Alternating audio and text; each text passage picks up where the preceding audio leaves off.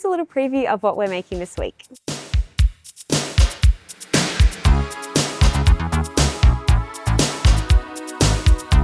So this week we're going for a little bit more of an old school, almost a bit like 80s style arrangement.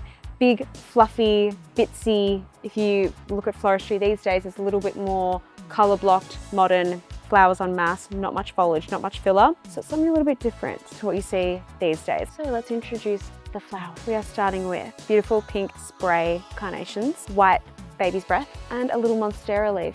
Simple but effective. Alrighty. We'll start by prepping, and I'll start with my carnations. What I'm going to do, very simple, is, let's find one that I haven't actually prepped yet, is just pulling off the leaves from kind of the midsection down, anything that'll be in the water. And with carnations, it's good to be quite gentle when pulling off the leaves, because these little knuckles that it has all the way up its stem are kind of a weak point and they can snap pretty easily. So be ever so gentle. And as I'm going, I'm just checking that all, because they're spray carnations, they have lots of little heads coming off the main stem. And I'm just checking that all of those stems have a bud on them, and any that don't, just snip it off, like this one. Oh, and some of them might just kind of have been affected in transit, but that's okay. We'll keep it to the side. We might use it, we might not. This is actually going to be a very polarizing delivery this week, because both baby's breath and carnations, I feel like people have very strong opinions of both of these flowers, but I love them both. I'm a carnation lover. I think that they're very versatile, they're very long lasting, and I think they're pretty, and I think they need to be given their flowers, literally. I think the thing about, that's why I said we're going a bit 80s, because these two flowers were very popular in kind of 80s bridal. If anyone was married in the 80s, if anyone's parents were married in the 80s, and if you look back at the photos, you'll probably see carnations, you'll probably see baby's breath. And they kind of went through the course of like every fashion trend. They were trendy, then they became, done. People got sick of it, it became cliche. And nowadays you see almost every bride's mood board, there will be white gyp and white roses. We've come back. The cycle of fashion continues. And I just lost two of these little guys. That's all right. They're going to go on my bedside table. No big deal. Gyp is considered a bit of a filler, kind of like a cheap filler flower, in your bouquets, but it actually costs more than a rose per stem. So it's not as, cheap and cheerful as we think. It's cheerful, but it's actually a bit luxe. Okay. All of my carnations are prepped, and then I have my little bedside table bud vase collection sitting on the side just here. With the baby's breath, there's really not a huge amount of prep. The fun fact that I just learned is that carnations and gyp are in the same family. And because they're in the same family, they both have these annoying knuckly bits on the side of the stem, which means that they can be a little bit delicate. So when they're bound together, just pull them apart really gently. It's actually, I love gyp, but I have like some real tussles with it because it's very grippy. They grip onto each other, all of the little buds. So just be really kind of delicate, gentle when you're pulling the stems apart, because they tend to really like to latch onto each other and it can cause the stems to break. So be gentle. And then I'm just going to hold it up and see if there's any little broken bits that I can add to my bud vase pile, and any that look a little bit scraggy. And speaking of bridal, I'd love to see if anyone wants to post their bridal bouquet, or their grandma's bridal bouquet, or their mum's bridal bouquet. I love seeing bridal bouquets across the ages. My favorite kind of bridal bouquet is a long, cascading waterfall bouquet that goes all the way to the ground. So if anyone had that for their wedding, I'd love to see it. Yeah.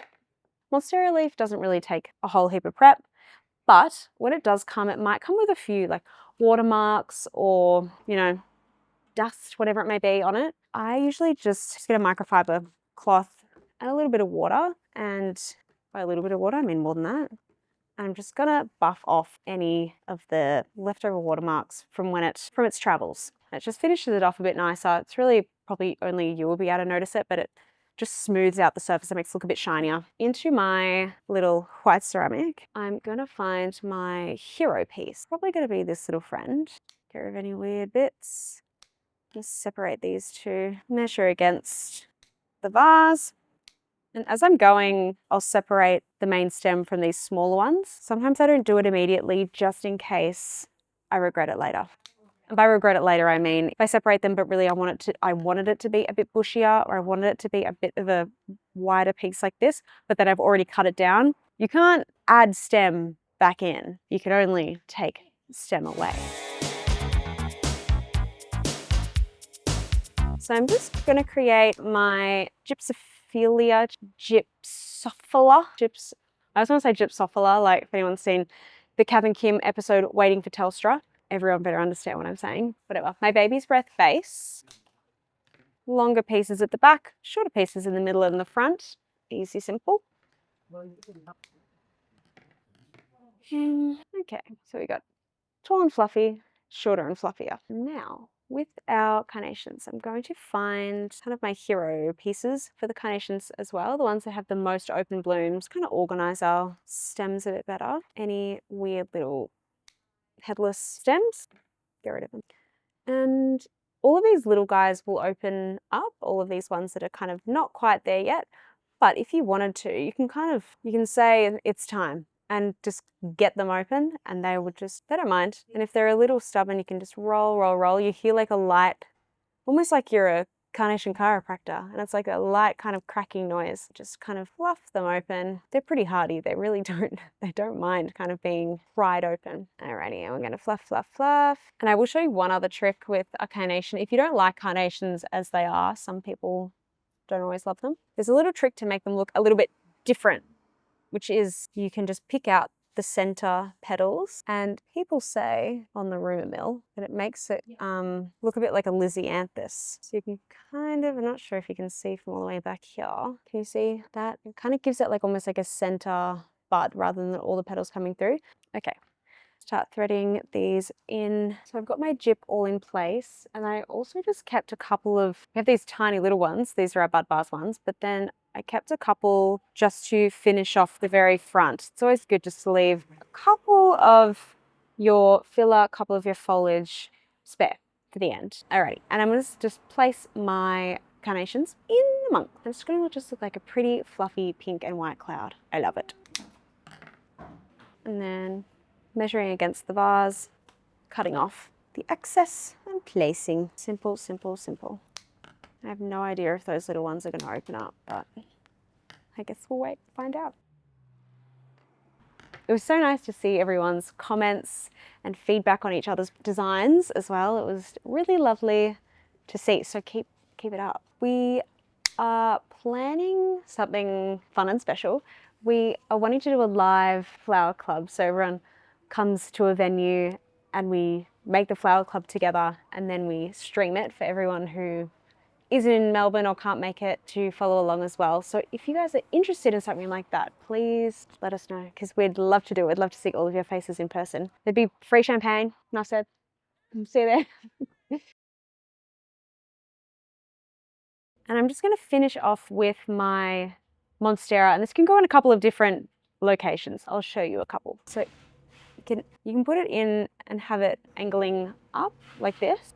So you can angle it facing up like this, or you can flip it around like we've done in weeks previous and have it like that. Either or. I'm kind of liking it angled up for this design. And then I'm going to finish with the last of these little bits of gyp. Alrighty, so I finished with my Monstera leaf just positioned, kind of shooting off to the side. I don't mind it like that. I'm assuming that in the duration of your designing of this, there's been a few casualties. And that's okay, because we're going to do a little bud vase. Let me go get one. So you can put this on your desk, on your bedside table, on your wherever.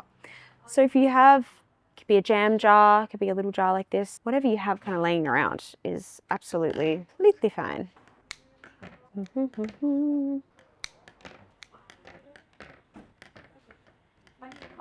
For my little bud vase, I've got my two little shorties down here, and then I've created a bit of height with these pieces, and then kind of stepped down a couple more buds here, and then just creating a little fluff of gyp, which is on the side there.